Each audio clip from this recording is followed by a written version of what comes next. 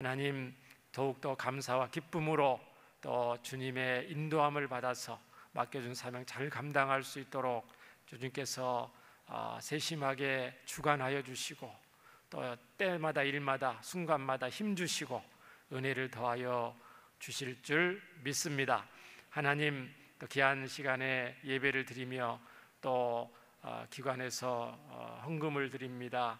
선교 헌금 또 드립니다. 하나님께서 귀한 마음과 중심을 받으시고 미얀마 선교를 위하여 김대희 선교사님에게 큰 힘과 위로가 되는 귀한 헌금이 되게 하여 주시고 천하보다 귀한 미얀마 영혼들이 또 구원받고 예수님의 제자가 되는데 아름답게 귀하게 사용하여 주시옵소서. 귀한 손길들 더욱 감사할 수 있도록 주님께서 풍성한 은혜로 함께하여 주옵소서. 이 시간 하나님의 말씀을 상고하기를 원합니다. 알고 있는 말씀이지만 또 다시 한번 마음판에 새길 때에 주님께서 은혜를 주시고 더욱더 그 은혜가 차고 넘쳐서 세상을 승리하고 또 주님께 맡겨준 사명 감당할 수 있는 힘이 되게 하여 주옵소서. 부족한 자를 불쌍히 여기시고 사용하여 주옵소서. 예수님 이름으로 감사하며 기도합니다. 아멘. 이제 오른쪽 현수막을 한번 보시면은 VIP 초청잔치가 이제 남아 있는데요. 초청잔치도 앞두고 있으니까 서두에 한번 제가 질문을 하겠습니다. 하나님께서 어떤 한 사람을 구원하시려고 할 때에 어떤 한 영혼, 불신자겠죠. 불신 영혼을 구원하려고 할 때에 제일 먼저 하시는 일이 무엇일까요? 어떤 한 영혼을 구원할 때 하나님이 제일 먼저 하시는 일이 무엇일까요? 다 알고 계시죠?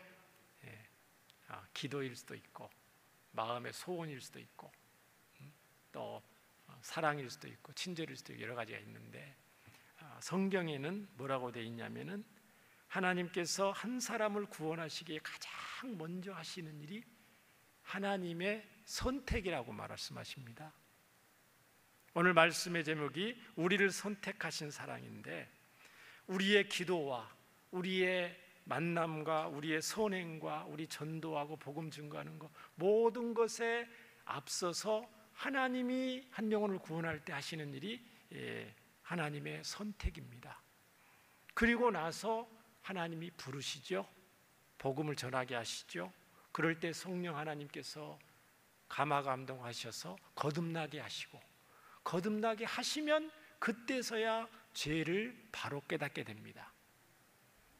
자복하고 통회하게 되고 그런 영혼을 하나님께서 의롭다 칭하시죠. 그런 과정이 이제 우리 인생 가운데 저 여러분 가운데 이미 있었죠. 자, 오늘 말씀 이제 하나님의 선택에 대해서 살펴보려고 하는데요. 이 하나님의 선택이라는 것을 좀 정의를 해보면은 하나님께서 어떤 사람의 공적을 보시기도 전에 어떤 사람의 어떤 선행이라든가 어떤 훌륭한 부분을 보기도 전에 하나님께서 주권적으로 선하신 뜻에 따라서 미리 정하시는 것을 하나님의 선택이라고 말합니다. 그래서 이런 것을 다른 말로 미리 정하셨다 해서 예정이란 말도 쓰죠. 그러면 이것이 하나님께서 주권적으로 선하신 뜻 가운데 구원받을 사람을 미리 선택하셨다. 이것이 사람이 만든 겁니까? 사람들이 훌륭한 사람들이 신학자 몇 사람들이 만든 겁니까? 아니면은 성경에 분명히 있는 건가요? 성경이 없는 거면은 말할 필요가 없죠. 자, 이 시간에 하나님께서 구원받을 자들을 미리 정하셨음을 증거하는 분명한 성경 말씀들을 찾아보고 함께 은혜 받기를 원합니다. 자, 사도행전 13장에 보면은요, 바울과 바나바가 비시디아 안디옥에서 이방인들이죠. 비시디아 안디옥은 이방인 지역이잖아요. 소아시아 지방에. 거기에 가서 복음을 증거하기 시작합니다. 그럴 때에 어떤 큰 역사가 일어났는데 그것을 기록한 본문이 사도행전 13장 47, 49절에 있습니다. 자, 사도행전 13장 47, 49절에 자, 주께서 이같이 우리에게 명하시되 내가 너를 이방의 빛으로 삼아 너로 땅끝까지 구원하게 하리라. 너희들한테 그랬다 하고 이방 사람들한테, 비시디아 안디옥에 있는 이방인들한테 바울과 바나바가 얘기를 합니다. 그랬더니 무슨 반응이 일어났냐면 48절에 이방인들이 바울이 전하는 복음을 들었어요. 그 앞부분 쭉 있는데 이방인들이 그걸 듣고 너무 기뻐하는 거예요. 이방인들인데, 우상 숭배하는 이방인들인데, 그냥 하나님의 말씀을 듣고 그 말씀을 찬송하면서 영생을 주시기로 작정된 자는 다 믿더라라고 하나님께서 누가를 통해서 사도행전을 기록하게 하신 거예요. 복음이 증거되고 선포되면 너무나 당연히 일어나는 반응처럼 자연스럽게 기록하고 있는 거예요. 이방인들한테 전혀 믿지 않는 이방인들 같은데 복음을 전해 듣고 하나님 말씀을 찬송하면서 믿는데 뭐라고 그래요? 영생을 주기로, 영원한 생명을 주시기로 작정된 자는 다 믿더라라고 기록이 되어 있습니다. 몇 명이 믿었다고 되어 있어요, 성경에? 몇 명이? 몇 명이 아니고 영생을 주기로 작정된 자는 100명이면 100명, 200명이면 200명, 1000명이면 1000명, 숫자는 기록되어 있지만 다 믿더라고 성경은 분명히 증거하고 있습니다. 자, 로마서 8장 28절 30절에 보면은 이렇게 되어 있습니다. 우리가 잘 아는 말씀입니다. 우리가 알거니와 하나님을 사랑하는 자 곧 그의 뜻대로 부르심을 입은 자들에게는 모든 것이 합력하여 선을 이루느니라. 그런데 그 하나님이 부르신 자들, 하나님의 뜻대로 부르심이죠. 하나님의 뜻이라는 것은 뭐냐면 하나님이 미리 선택한 사람을 말하거든요. 29절에 보면 하나님이 미리 아신 자들로 또한 그 아들의 형상을 본받게 하기 위해서 예수님 닮게 해서 미리 정하셨다. 이는 그로 많은 형제 중에서 맏아들이 되게 하려 하심이니라. 또 미리 정하신 그들을 또한 부르시고 부르신 그들을 또한 의롭다 하시고, 그러니까 하나님께서 미리 선택하신, 미리 구원하기로 정하신 그들을 하나님이 부르셨다는 거예요. 그러니까 하나님의 부르심이 먼저입니까? 하나님의 정하신 것이 먼저입니까? 순서가 하나님이 선택하신 자들을 하나님이 부르신다고 성경에 분명히 기록되어 있습니다. 이 말씀의 핵심 의미는 이렇습니다. 하나님은 언제나 선택하고 부르신 하나님의 자녀들에게, 하나님이 선택하고 때가 돼서 부르신 하나님의 자녀들에게는 모든 것을 합력하여서 선을 이루신다는 거예요. 이 모든 것을 뭐를 포함하는 거예요? 모든 좋은 일, 안 좋은 일, 우리가 원하는 일, 원치 않은 일, 기쁜 일, 슬픈 일, 이 모든 일, 거기에 모든 일이 포함되는 거예요. 어떤 일이라 할지라도 우리가 정말 경험하고 싶지 않는 그 일이라 할지라도 그것까지도 사용하셔서 우리 하나님이 뭐를 이루신다고요? 선을 이루시고야 만다. 누구에게요? 하나님의 뜻대로 부르심을 입은 자들에게. 그 사람들이 누굽니까? 그 사람들이 누구예요? 로마교회 성도들이기도 하고, 로마서니까 로마교회 성도들이고, 옆에 계신 분, 집사님, 권사님, 여러분, 우리 자신. 아멘이시죠? 거기에도 그래서 그 하나님의 뜻대로 부르심을 입은 자들,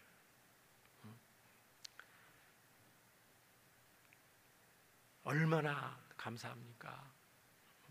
하나님이 선택하시고 부르신 자들에게는 현재의 삶이 아무리 괴롭고 고난 중에 있고 답답하고 안 풀리는 일이 있다 할지라도 결국은 하나님께서 그 모든 것들을 사용하셔서 선을 이루시고야 만다는 것입니다.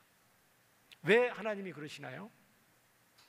왜 하나님이 그 모든 것을 합해서 안 좋은 일, 정말 힘든 그 고난의 그 일을 통해서 선을 이루시고야 말죠? 왜 하나님께서?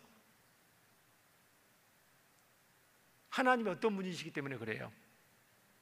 그렇습니다. 하나님이 선하신 분이시기 때문에 그렇습니다. 선하신 하나님이니까 하나님의 자녀들에게, 하나님의 특별한 사랑으로 선택한 하나님의 자녀들, 백성들에게 합력하여 선을 이루고 마신다고 선포하고 있는 것입니다. 로마서 9장에도 하나님의 선택에 대해서 나왔는데, 하나님께서 에서가 아니고 야곱을 선택하셨다 말씀하시면서, 야곱이나 에서가 어떤 행위 때문이 아니고, 에서가 팥죽 한 그릇에 장자권을 팔 것을 미리 알아서가 아니에요. 그거를 고려하지 않으시고 단지 하나님의 선한 목적을 이루시기 위해서 내가 에서보다 야곱을 선택했다 말씀하십니다. 로마서 9장입니다. 9장 11절부터 13절을 보시면, 그 자식들이 아직 나지도 아니하고 무슨 선이나 악을 행하지 아니한 때에 택하심을 따라되는 하나님의 뜻이 행위로 말미암지 않고 오직 부르시는 이로 말미암아 서게 하려 하사 리브가에게 이르시되 큰 자가 어린 자를 섬기리라 하셨나니 기록된 바 내가 야곱은 사랑하고 에서는 미워하였다 하심과 같으니라. 이런 말씀은 굉장히 하나님의 선택에 대해서, 주권적인 선택에 대해서 엄청난 강조를 하시는 말씀입니다.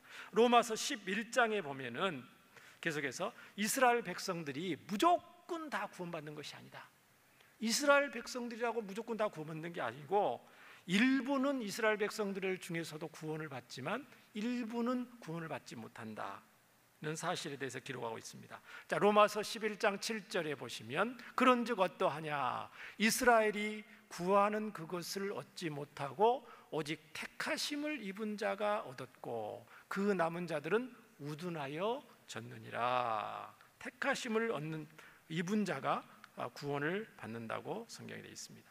오늘 본문 에베소서 1장 3절 6절에 하나님의 선택에 대해서 놀랍게 선택의 이유와 목적에 대해서 말씀한 구절이 되겠습니다. 우리 에베소서 1장 3절부터 6절 말씀인데요, 너무 중요한 말씀이에요. 우리 한번 찬송하리로다, 감탄사죠? 감탄 있게 읽어야 되는데 밋밋하게 읽으면 안 됩니다. 하나님의 말씀을 하나님의 말씀처럼 되어야 될 줄 믿습니다. 시편을 읽을 때도 막 시무룩하게 읽으면 안 됩니다. 우리 한번 큰 소리로 목소리를 한번 높여서 한번 바울 사도가 기록한 그 의미를 살려서 한번 큰 소리를 읽겠습니다. 시작.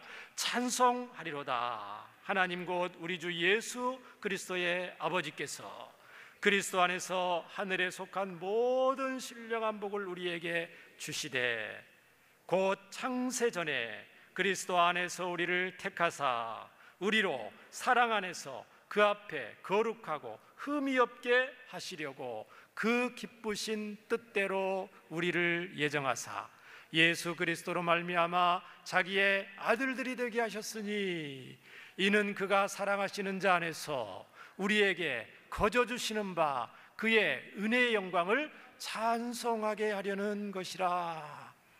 아멘. 실제로 감탄으로 되어 있습니다. 여러분, 얼마나 감격스럽기 때문에 이렇게 표현을 했을까요? 창세전에 그리스도 안에서 에베소 교회의 성도들 너희들을 불렀다, 선택하셨다. 왜요? 왜 선택했죠? 왜 하나님께서 그들을 선택하셨어요? 이방인들이었는데 사랑하셔서죠. 사랑 안에서 우리를 택해서, 그 창세전 그리스도 안에 우리를 택해서 우리로 사랑 안에서 하시려고 뜻대로 예정하셨다는 이 말이죠. 사랑 때문에. 목적은 뭐예요? 사랑 때문에 선택하셨는데 선택하셔서 뭘 하려고요? 하나님께서 에베소 교회 성도들을 창세 전부터 선택하셔서 천하 만민 가운데 구원받을 하나님의 자녀들을 선택하셔서 뭐 하려고요? 뭐 하게 하시려고요? 제일 마지막에 나왔잖아요. 그 크신 은혜와 이 은혜의 영광을 찬송하게 하도록 하시기 위해다. 우리가 장차 예수님 믿을 것을 미리 아시고 선택한 것이 아닙니다. 우리가 장차 예수님 복음을 듣게 되었을 때 미리 아시고 그것을 전지하신 하나님께서 미리 아시고 선택한 것이 아니라는 거예요. 우리의 행위를 하나님이 배제하시고 먼저 선택하신 것이랍니다. 하나님의 선택이 먼저고 때가 되어서 우리가 예수님을 믿게 되었다는 것입니다. 그러므로 우리에게 어떤 공로와 자랑이 있어요, 없어요? 없죠. 내가 예수님을 믿게 될 걸 알고 예수님, 하나님이 나를 선택했다 그러면 그래도 나는 좀 믿을 만하네, 똑똑하네, 복음 이해되어지고 깨달아지고 믿어지고, 나는 그래도 다른 사람들은 그렇게 수십 번 복음을 들어도 잘 모르는데 나는 지혜가 있고 똑똑하고 복음이 믿어지고 깨달아져서 예수님 믿었네. 하나님의 은혜이긴 하지만 내가 좀 잘난 거 있네, 내세울 거 있네. 이게 있다고요, 없다고요?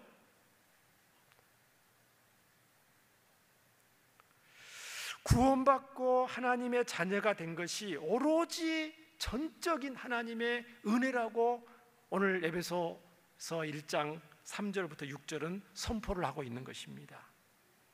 그래서 나의 믿음마저도 공로가 아니에요. 그렇기 때문에 하나님의 그 크신 은혜, 하나님의 그 은혜가 더 크지요. 하나님의 그 은혜가 너무너무 크고 하나님의 사랑과 받은 베푸신 은혜가 너무너무 크기 때문에 그 크신 은혜의 영광을 하루 종일 찬양해도 부족할 정도라는 거죠. 하나님께 영광을 돌리고 은혜의 사랑을 찬양하는 삶, 이것이 우리를 선택하시고 구원하신 하나님의 목적인 줄 믿습니다. 바울 사도는요, 데살로니가 성도들에게도 또 이렇게 편지를 씁니다. 그럼 에베소 성도들만 선택했냐? 그건 아니잖아요. 자, 데살로니가전서 1장 4절 5절을 보시면 이렇게 되어 있습니다. 하나님의 사랑을 받은 형제들아, 너희를 택하심을 보라. 이는 우리 복음이 너희에게 말로만 이룬 것이 아니라 또한 능력과 성령과 큰 확신으로 된 것임이라. 우리가 너희 가운데서 너희를 위하여 어떤 사람이 된 것은 너희가 아는 바와 같으니라. 그러니까 4절이 먼저 나왔다는 거죠. 하나님의 택하심이 먼저 나오고 나중에 하나님의 능력, 성령의 감동감화, 그 다음에 그 복음에 대한 확신이 데살로니가 교회 성도들에게 임했다는 것입니다. 뭐가 먼저라고요? 하나님의 선택이 먼저다. 하나님께서 오래전부터 그들을 선택하셨기 때문에 바울이 복음을 전했을 때에 결국 그들이 복음을 깨달아지고 받아들일 수 있게 됐다는 걸 말하고 있습니다. 그렇기 때문에 읽진 않았지만 데살로니가전서 1장 2절에 보면은 그러기 때문에 하나님께 감사를 할 수가 있는 거예요. 먼저 하나님께 감사하는 이유가 그겁니다. 데살로니가 후서 2장 13절에도 보면 또 분명한 말씀이 있어요. 주께서 사랑하시는 형제들아, 또 부르죠. 주님께서 사랑하는 우리 형제들아, 우리가 항상 너희에 대하여 마땅히 하나님께 감사할 것은 늘 너희들 생각할 때마다 감사하는 것이 있는데, 왜 감사하냐면 하나님이 처음부터 너희를 택하사 성령의 거룩하게 하심과 진리를 믿음으로 구원을 받게 하심이니. 하나님의 선택이 있고 성령의 역사와 믿음이 생겼다는 것입니다. 이와 같은 성경의 여러 말씀이 강조해서 저와 여러분에게 말씀하시는 것은 무엇인가요? 그것은 하나님께서 우리를 부르시고 구원하신 이유가 우리의 행위 때문이 아니라 하나님의 목적과 영원 전부터 계획된 무조건적인 선택 때문임을 강조하고 있습니다.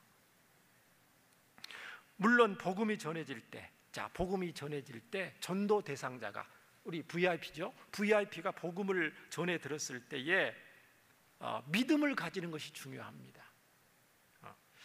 자유의지를 가지고, 하나님이 주신 자유의지를 가지고 그 복음을 거부하지 말고, 부인하지 말고, 고집 피우지 말고 그거를 받아들이고 믿어야 되겠지요.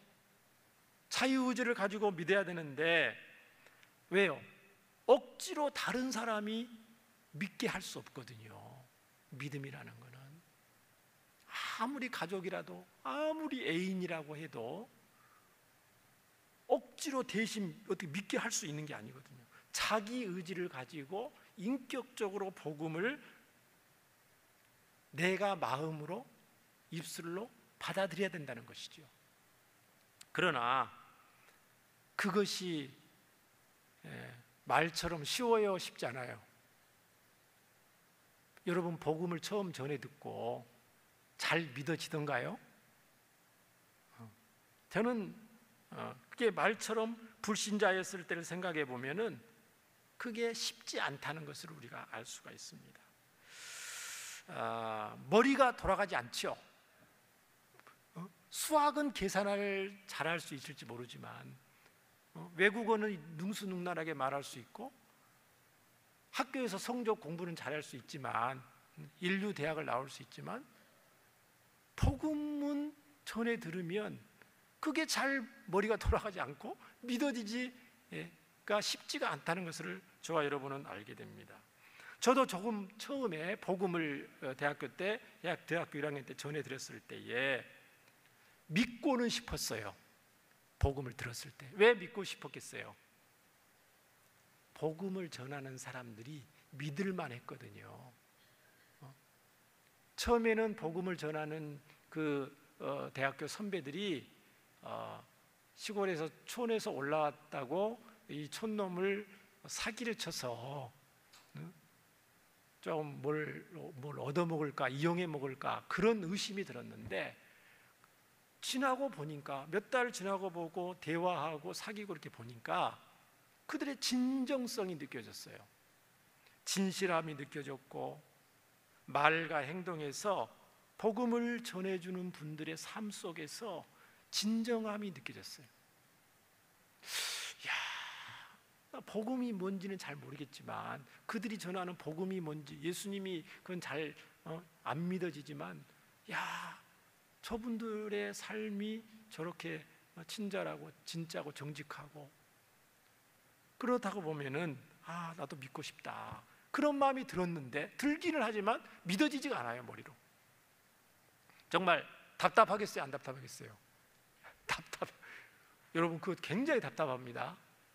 믿고는 싶은데 복음이 믿어지지 않는 그 마음, 굉장히 답답하고요. 그렇습니다.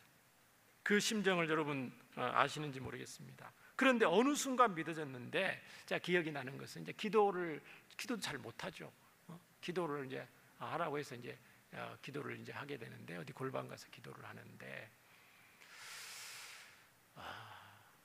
이 도덕적인 죄라든가 이런 것들, 부모님한테 잘못했던 거, 잘못된 도덕적인 죄들 여러 있잖아요. 양심에 꺼리끼는 그런 것들도 죄가 있는데, 어느 순간 기도를 하는데 뭐가 깨달아지냐면은 죄 중에 하나님을 믿지 않는 게, 창조주 하나님을 믿지 않는 게, 나를 만드신 하나님을 믿지 않는 것이 가장 큰 죄라는 것이 어느 순간 깨달아졌어요.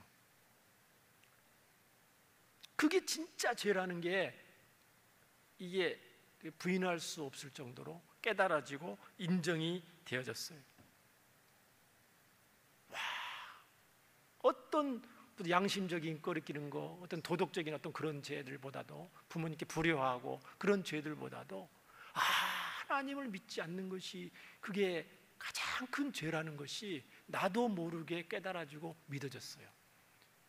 그래서 그때의 그 기분이 눈물이 막 나고 콧물이 나고 말할 수 없이 화장지 한 통을 다 쓸 정도로 그랬던 기억이 납니다. 이 하나님의 은혜였죠. 하나님의 선택이 먼저고 하나님의 은혜로만 구원의 감격을 맛볼 수가 있다는 것을 알 수가 있습니다. 그래서 데살로니가 성도들의 믿음을 칭찬하기보다도 너희가 복음을 전했을 때 너희들의 믿음이 대단하다, 그것을 칭찬하기보다도 하나님께서는 바울 사도를 통해서 데살로니가 교회 성도들에게 편지를 쓸 때 그들의 믿음을 칭찬하기 앞서서 우선해서 하는 게 뭐냐면 하나님께 감사를 드리는 거예요. 너희들을 먼저 택하신 하나님께 감사한다. 디모데후서 1장 9절에도 보면 하나님께서 바울 사도를 통해서 놀라운 말씀을 주시는데, 하나님이 우리를 구원하사 거룩하신 소명으로 부르심은 우리의 구원에 대해서, 자, 우리의 행위대로 하심이 아니요 오직 자기의 뜻과 영원 전부터 그리스도 예수 안에서 우리에게 주신 무엇대로 하심이라? 은혜대로 하심이라. 이 행위는 믿음의 행위까지 포함이 됩니다. 또 도덕적인 착함 이런 것뿐만 아니고, 그러나 뭐 어떤 믿음의 행위를 무시하는 것은 아니죠. 자, 사랑하는 여러분, 저와 여러분은 구원받을 만한 자격도 또 성품도 어떤 행위나 공로도 없습니다.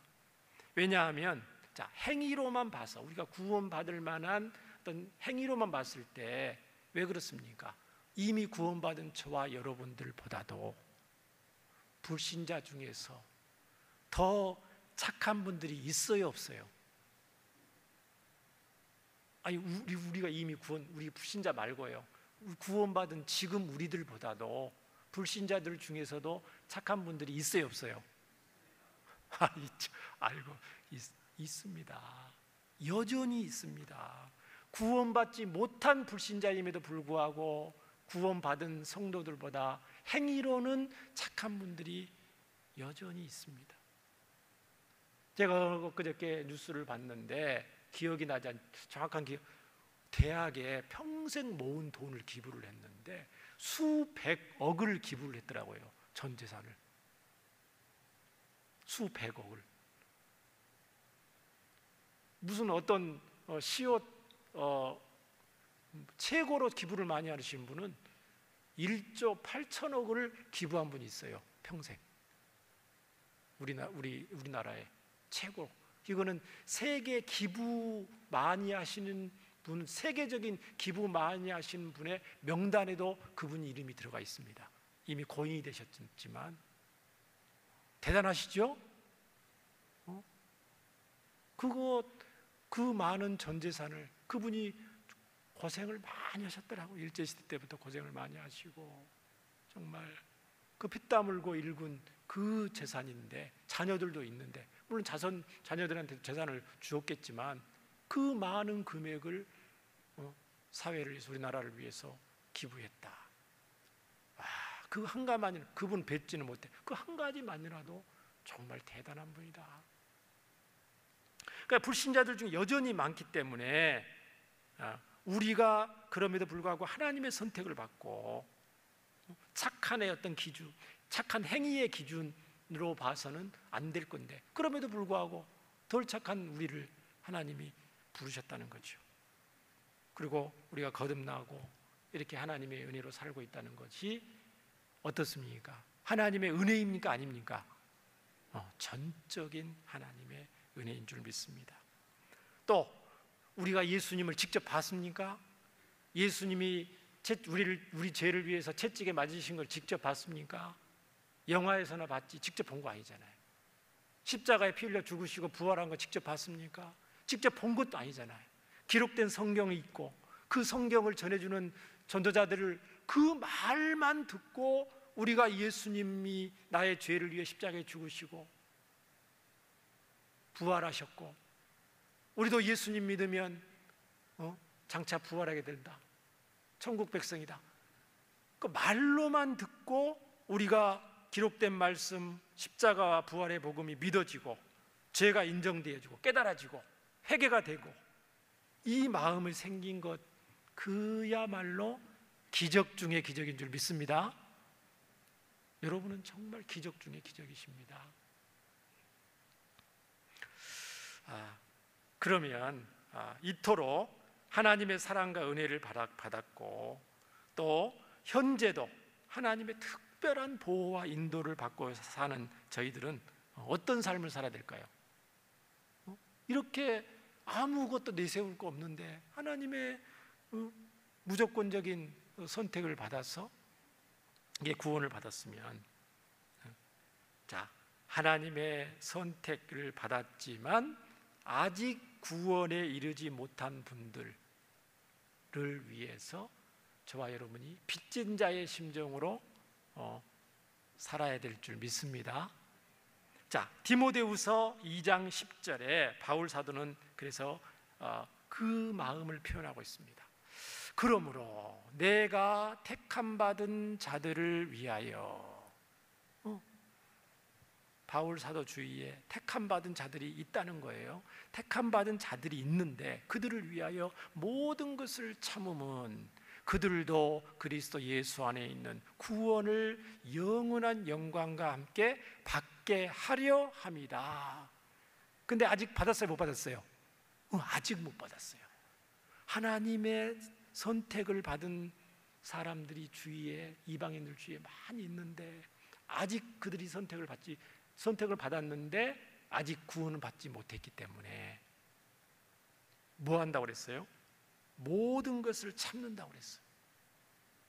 인내하면서, 고난을 감당하면서 그들을 사랑하고 섬기는데 전심전력을 다 쏟는다고 지금 고백을 하고 있는 것입니다. 저와 여러분 주위에는 택함은 받았지만 아직까지 복음 자체를 듣지 못한 사람들이 있습니다. 많죠. 우리 양산에는 너무너무 많습니다. 또 복음을 들었어요. 복음을 이미 몇 번 들었어요. 초청잔치 할 때마다 오신 분이 있어요. 복음은 들었는데 또 듣고 현재 있지만 아직까지도 믿지 못하는 분들이 있어요, 없어요? 있습니다. 아까 말씀해 저 그랬던 것처럼 복음은 여러 번 들었지만 아직도 믿음이 생기지 않는 분들이 주위에 있습니다. 또 이제 복음이 전해 듣고 믿어졌어요. 예수님을 영접하고 구원을 받았어요. 구원을 받았는데도 불구하고 구원의 그 감격을 누리지 못하고 세상 짐에 눌려서 사는 연약한 성도들도 조금은 있죠. 몇 분은 있죠. 그런 분들도 있어요. 이분들을 위해서 사도 바울처럼 모든 것을 참고 고난을 감당하면서 그들을 잘 섬길 때, VIP들을 잘 섬길 때에 반드시 하나님께서 큰 역사로 이분들을 구원하시고 복음을 믿게 하시고 저와 여러분과 함께 영원한 하나님 나라를 사모하면서 에베소서 표현처럼 하나님의 그 구원의 은혜의 영광을 찬송하는 삶을 살게 하실 줄 믿습니다. 예수님 안에 있는 영원한 영광을 맛보고 누리고 함께 전하는 놀라운 은혜의 역사를 저와 여러분에게 베풀어 주실 줄 믿습니다. 우리 주님이 기뻐하시는 이런 복된 성도가 되시기를 예수님 이름으로 기도합니다. 우리 말씀을 생각하면서 우리 함께 기도하겠습니다. 살아계신 하나님 아버지, 감사합니다. 하나님 앞에 아무런 내세울 것도 없고 또 자격도 없는 저희들을 영원부터 선택해 주시고 불러주시고 성령 하나님의 감동 감화를 통해 복음이 깨달아지고 믿어지며 은혜 가운데 살고 있음을 감사합니다. 저희는 평생 갚아도 다 갚을 수 없는 복음의 빚진 자들입니다. 하나님의 놀라운 사랑을 받고 사는 사랑의 빚진 자들입니다. 주여, 이 구원의 감격이 영원히 식어지지 않게 하시고 하나님 베푸신 은혜와 영광을 영원토록 찬송하는 삶을 살게 하여 주시옵소서. 우리처럼 택함받은 자들이 누구인지 우리는 모르기에 편견과 선입견을 버리게 하시며 인내하며 사랑하며 끝까지 섬기게 하여 주시옵소서. 우리 주님이 기뻐하시는 복된 성도로 이 땅에서 살기를 간절히 원하오며 우리 구주 예수님 이름으로 기도합니다. 아멘.